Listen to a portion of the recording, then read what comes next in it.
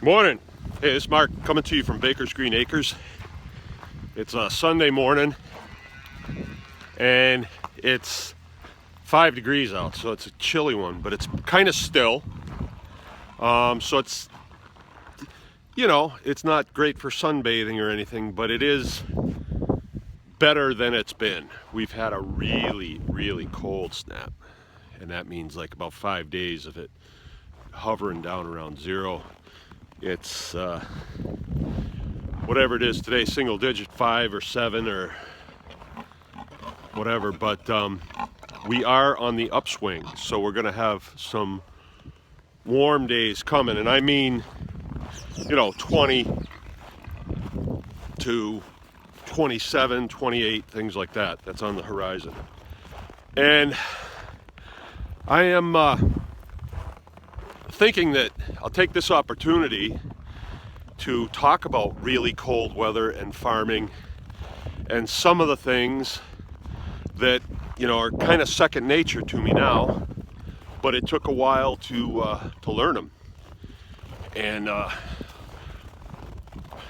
just see that Miss Snowball is out of her pen over here looking at the fuel tanks. What are you doing out? The thing about the animals getting out this time of the year, there's not much they can do. She hasn't found the feed pile. So she's still a little wobbly in the rear end, and she had a problem with her pregnancy. She dried up is what she did, which was a real shame, because she did lose a couple of her little ones. So we gave her a good shot, but she will most likely have to be culled out of the herd. Her babies are in the house right now. They've been in there for 2 days, and that's a whole nother story. But cold weather and farming, what we wind up doing is looking at the forecast and saying, okay, we've got 4 more days of this. And so what that means is, before I go to bed, I'm out looking at prospective moms. If they're going to farrow, I have 2 up on top. I checked them last night, 11:30, before I went to bed. And then as soon as I got up this morning, I shot outside and checked them again. Mangalitzes do really well so long as they have a hut and some dry straw. They'll do pretty good.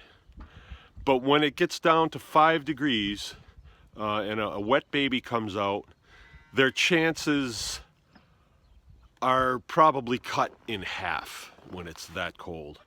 And let's say a baby gets out and it goes the wrong way. Instead of going to her belly, it goes around the backside.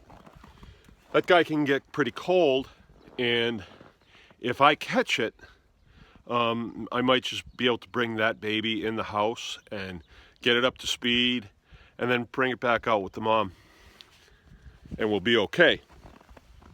But if 8 hours lapse in between the time I check them, that's not so good, and that's when you have problems. So when it's real cold like this, that's one of the things that I have to do. I have to be really vigilant about that and about this. All right, here's a tractor. I use it for feeding every single day.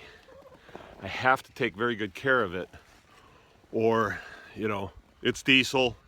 Diesels don't like to start when it's cold, but this one has a special device installed on it. It's this little heater right here. So we plug that in, and that circulates the water through the engine block all night long. So this thing will start up now as if it were summertime. I usually keep it in the garage. One of my helpers, though, was working on a go-kart in there yesterday and needed the space. So when I came home last night, I saw that the tractor was out, and I said, hey, you got to get down there and put that in. He says, nope, it's plugged in. So it is plugged in, so it's going to start, but I just soon keep the snow off it. If I can, let's say it's down below zero, if I can not start a piece of equipment like this, I will put it off. until it's a little bit warmer. Today, I gotta start it because everybody needs feed. So that's my first job today, is to get out there and feed everybody. It's, you know, Sunday, so I got up, I came out, I started the wood stove in the greenhouse. I have a little bit more work to do out there, and then we're going to be moving the majority of the tools out of there over to the other house, and we're building a freezer over there. So that's my job today. But first thing I got to do is feed, and see you on the other side.